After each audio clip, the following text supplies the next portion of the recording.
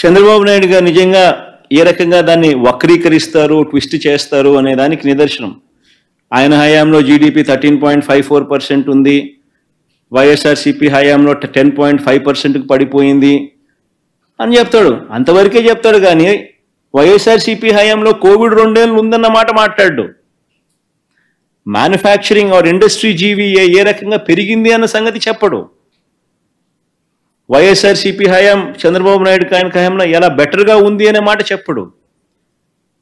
వైఎస్ఆర్సీపీ హయాంలో చంద్రబాబు నాయుడు గారి కన్నా ఉద్యోగాలు ఏ రకంగా ఇంకా ఎక్కువ వచ్చాయి అనే మాట చెప్పడు. ఏకంగా వైఎస్ఆర్సీపీ హయాంలో ఏకంగా ఉద్యోగాలు ఇంతకుముందు ఆయన ఇచ్చిన సోషియో ఎకనామిక్ సర్వే రిపోర్ట్స్ మీకు అందరికీ చూపించారు. దాదాపుగా 33 లక్షల ఉద్యోగాలు ఒక్క ఎంఎస్ఎంఈ సెక్టార్లోనే 32 లక్షల ఉద్యోగాలు. దానికి ఇంకా లార్జ్ అండ్ మెగా కూడా యాడ్ చేస్తే మరో 1,02,000 ఇంకా పైన. ఏ రకంగా పెరిగాయి అన్న మాటలు చెప్పడు. చంద్రబాబు నాయుడు గారి హయాంలో ఏ రకంగా కేవలం ఆయన సోషియో ఎకనామిక్ సర్వే రిపోర్ట్ ప్రకారమే కేవలం 8,94,000 ఉద్యోగాలు మాత్రమే తాను ఇవ్వగలిగాడు అని మాత్రం చెప్పడు. ఎక్కడ 8,94,000 ఉద్యోగాలు, ఎక్కడ 32 లక్షల చిల్లర ఉద్యోగాలు, అట్లడి చెప్పడు.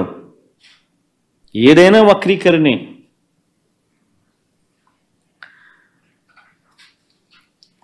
చంద్రబాబు నాయుడు గారు అబద్ధాలు నిజంగా చూస్తే నిజంగా ఎలా ఉంటాయంటే ఒక కథ గుర్తుకొస్తుంది. ఒక ఊరిలో అమాయకుడు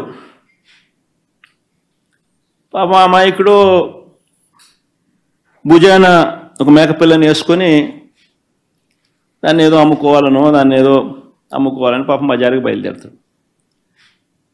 ఇంట్లో నుంచి గడప దాటుతానే ఒకడొస్తాడు.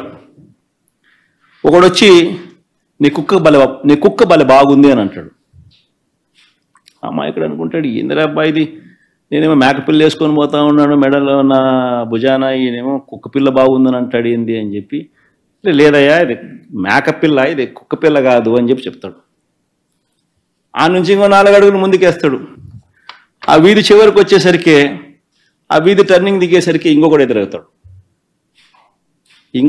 ఇంకోడేమంటాడు, అరే నీ కుక్కపిల్ల చాలా తెల్లగా ఉంది, చాలా బాగుంది అంటాడు. ఎక్కడి నుంచి తెచ్చుకున్నావు అని అంటాడు. ఈ అమాయకుడు అనుకుంటాడు, ఏంద్రనైనా మేకపిల్లని నేను తీసుకుపోతా అంటాడు. మళ్ళీ ఇంకొకడు వచ్చి మళ్ళీ కుక్కపిల్ల అంటాడు. కుక్కపిల్ల తెల్లగా ఉందని అంటాడు, భలే బాగుందని అంటాడు, ఎక్కడి నుంచి తెచ్చుకున్నాను అంటాడు. ఏంది కాదు స్వామి, మేకపిల్ల ఇది, కుక్కపిల్ల కాదు ఇది అని చెప్పి, నీ కన్ను కనపడడం లేదా నీకు అని చెప్పి మళ్ళీ ముందుకు పోతాడు. మళ్ళీ ఆ నుంచి ఇంకొక కిలోమీటర్ ముందుకు పోయేసరికి ఇంకోడు కనపడతాడు. ఇంకోడు కనపడి, నీ కుక్కపిల్ల బలి బాగుంది, నాకు అమ్ముతావా అని అంటాడు. అంటే ఏం కన్ఫ్యూజన్ స్టార్ట్ అవుతుంది. ఏంద్రనైనా నా బుర్రలో మేకపిల్ల నేను భుజాన్ని వేసుకొని పోతా ఉన్నాడు, కుక్కపిల్ల అంటాడు, ముగ్గురితో చెప్పించినాడు, 3వ వాడు వచ్చి కూడా మళ్ళీ కుక్కపిల్ల అంటాడు, కుక్కపిల్ల తెల్లగా ఉందని అంటాడు, నాకు అమ్ముతావా అని అంటాడు. ఇదేంద్రా నేను మేకపిల్ల వేసుకుంటూ పోతా ఉంటే అని చెప్పి మళ్ళీ ఆయన తిడతాడు, అరే ఇది మేకపిల్ల అయినా కుక్కపిల్ల కాదు ఇది అని చెప్పి మళ్ళా 4 అడుగులు ముందుకేస్తాడు. ఇంకో 4 అడుగులు ముందుకు దూరం వేసేసరికి ఇంకోవాడు కనపడతాడు. 4వ వాడు కనిపించేసరికి ఏమంటాడు, కుక్కపిల్లని ఎందుకయ్యా నువ్వు మెడలో వేసుకొని పోతా ఉన్నావు, నువ్వు భుజాన్ని వేసుకొని పోతా ఉంటావు, పక్కన నీతో పాటు నడవమంటే నడవదా అంటాడు అని 4వ వాడు అంటాడు. దాంతో ఏమంటాడు ఆ అమాయకుడు, పాపం ఇందులో నా కళ్ళకి ఏమన్నా అయిందా, నా మనిషికి ఏమన్నా అయినా అని చెప్పి మేకపిల్లని తీసి ఆడేసి, నాకు మేకపిల్ల వద్దు, నాకు ఈ కుక్కపిల్ల వద్దు అని చెప్పి పోతాడు. కరెక్ట్గా చంద్రబాబు నాయుడు గారు రాష్ట్రాన్ని ఆర్గనైజ్డ్ క్రైమ్ పద్ధతిలో ఏ రకంగా తాను నడుపుతా వస్తున్నాడు అన్నదానికి నిదర్శనం ఇది. ఫస్ట్ వ్యక్తి పేరు చంద్రబాబు, 2వ వ్యక్తి పేరు దత్తపుత్రుడు, 3వ వ్యక్తి పేరు బీజేపీలో ఉన్న తన వదినమ్మ, తన మనిషి. 4వ వ్యక్తులు ఎవరు అంటే ఓ ఈనాడు, ఓ ఆంధ్రజ్యోతి, ఓ టీవీ5, ఎల్లో మాఫియా.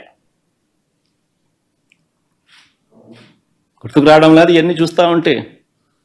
ఆంధ్రప్రదేశ్లో ఏ రకంగా లేని అప్పులు ఉన్నట్టుగా, ఏ రకంగా ఒక వ్యవస్థీకరణ పద్ధతిలో ఏ రకంగా ఒక అబద్ధాన్ని రెక్కలు కట్టి ఏ రకంగా ప్రచారం చేసి చివరికి ఎందుకు చేస్తున్నారు అని అంటే కారణం సూపర్ 6లు సూపర్ 7లు ప్రజలకు ఇవ్వకుండా మోసం చేసేందుకు ఇదంతా జరుగుతాం.